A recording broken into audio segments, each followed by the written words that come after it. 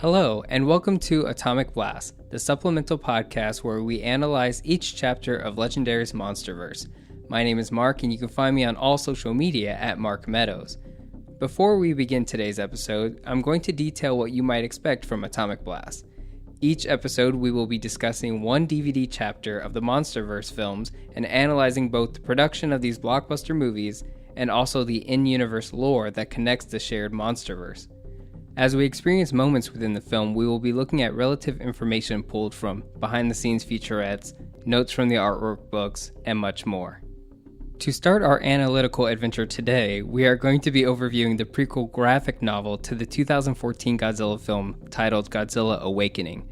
This graphic novel was written by Max Borenstein and his brother Greg Borenstein, and Max Borenstein is a very important person in the Monsterverse franchise because he has been the writer for each and every film so far: Godzilla, Kong Skull Island, Godzilla King of the Monsters, and the soon-to-be completed Godzilla vs. Kong film. Having only produced one film 10 years prior, Legendary approached him to be the key writer for Godzilla and has since remained. Max Borenstein understood the haunting allegory of the original 1954 Gojira film, and with Godzilla 2014, Borenstein strived to maintain a balance with that poetic construct and a big-budget special effects film. What's most important about this graphic novel is how the events in this story connect and expand upon what is mentioned in the 2014 film. In the film, Ken Watanabe's character, Dr. Ishiro Serizawa, alludes to the period of atomic bombing, how it was an attempt to kill Godzilla, and how the bombing of Hiroshima affected him personally. The broken pocket watch that Dr. Serizawa is seen carrying throughout both Godzilla films is given to him by his father in this graphic novel and is a haunting reminder of the events that took place. Chapter 1 of Godzilla Awakening begins in Tokyo 1980, where a young Ishiro Serizawa meets with his father after he is given an urgent request over the phone. Ishiro Serizawa's first given name is a reference to director of the original Gojira film, Ishiro Honda, and his surname is a reference to the pivotal character of that film, Dr. Daisuke Serizawa.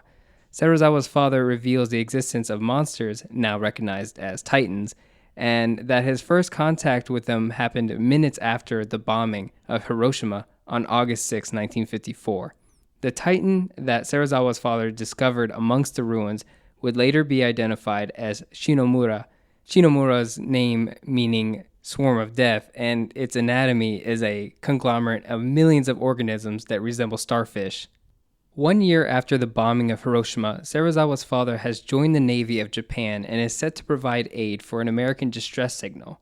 And after arriving at their destination, they encounter and are attacked by Shinomura. Shinomura is making quick work of the Japanese and American forces, but is stopped short by the first appearance of our legendary, no pun intended, king of the franchise. Before Godzilla can attack, however, Shinomura flees from the battle. Now, before we continue with the graphic novel, I want to talk a little bit about the design of Godzilla in this franchise, because it's become tradition in Godzilla's pop culture lifetime to be redesigned constantly, with artists interpreting his appearance differently in almost every iteration. In the graphic novel, Godzilla is penciled by many artists, but the original source of their drawings stem from the concept art of Matt Alsop. Matt Alsop is, in my personal opinion, an amazing artist and has a very fluent skill in creating art digitally. Just as Max Borenstein is crucial to the writing of the Monsterverse, Matt Alsop has become crucial to the design of it, creating not only the look of Godzilla and the other monsters, but bringing them to life. Matt Alsop and the director Gareth Edwards had such a shared vision that they would later work together on Rogue One, a Star Wars story. We will be talking more about Alsop's design of Godzilla when we cover the 2014 film, but for now, if you've become a fan of his interpretation of Godzilla, then I recommend you take a look at Matt Alsop's other artwork and thank him for his work. I don't hear his name mentioned very much at all when people give praise to the franchise, but he very much deserves it. You can quickly find his work on Instagram at Cup of Sketch or just search for Matt Alsop online. In the aftermath of the first appearance of Godzilla, Serizawa's father transitions over to working for the shared Japanese-American military division known as Monarch, whose directive is to kill Titans, although back then they were codenamed Mutos for massive unidentified terrestrial organisms. Superficially, Monarch may just be a reference to Godzilla's pop culture status of King of the Monsters, or Mothra as Queen of the Monsters, King Ghidorah, and King Kong, but Monarch may also stand for humanity's declaration of being the dominant species in the ecosystem. Year after year, Monarch records attacks by Shinomura and Godzilla, and Serizawa's father continues his research aboard the USS Nautilus, which is historically the first nuclear-powered submarine and also a reference to the fictional submarine in the 1870 science fiction novel 20,000 Leagues Under the Sea. Along with his colleagues Shaw and the problematic biologist Dr. Zamalek, Serizawa's father observes and formulates a theory about the two Muto's behavioral pattern. Serizawa theorizes that Godzilla, or Gojira, is the apex predator to Shinomura, and that Gojira is the key to preventing Shinomura from overtaking the world.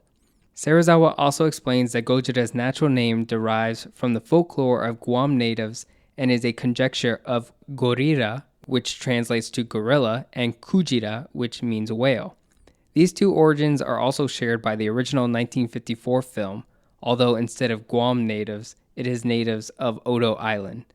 Serizawa makes another great hypothesis that Godzilla and the other titans have been living off the radiation found underneath the Earth's crust for eons, a hypothesis that would be proven correct in the films later on.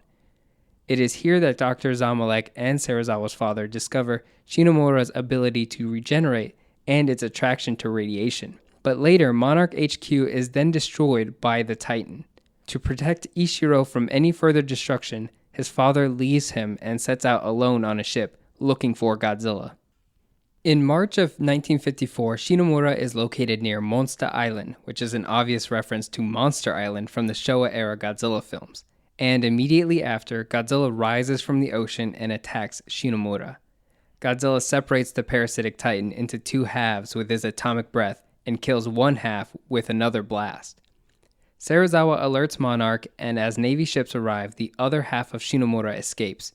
Days later, the military decides to intercept Godzilla in Bikini Atoll, but Serizawa insists on letting Godzilla kill the other Shinomura and then let him return to where he came from. But the military deems it too much of a risk. Ultimately, the Castle Bravo test, quote-unquote, is conducted, killing Shinomura and presumably killing Gojira, but Serizawa assures Ishiro that Godzilla is still alive to this day. By 1981, Serizawa's father has passed away and is buried in the Yanaka Cemetery. After the funeral, Ishiro is approached by his father's American colleague Shaw, and Ishiro, knowing the truth, tells Shaw that he's ready to join Monarch. That concludes our recap of the prequel graphic novel, and I have to say, initially, I didn't find the Shinomura kaiju to be that interesting at first, but that kind of changed over time. I've always been very fond of similar composite kaiju like Hedorah and Destroya, but Shinomura visually always seemed too vague and undefined to appreciate.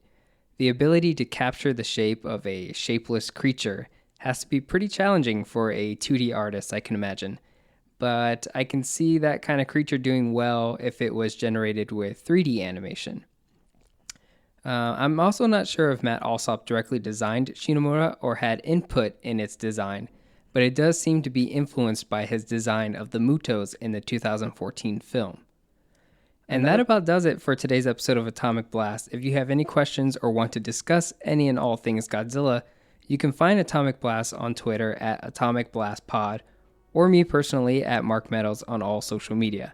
And if you've enjoyed everything you've heard today and want to show your appreciation, then maybe consider leaving a positive review or tell your friends about the show as well. With all that said, I hope you check out the next episode where we will be analyzing the first DVD chapter of Godzilla 2014. So stay tuned and I will see you then.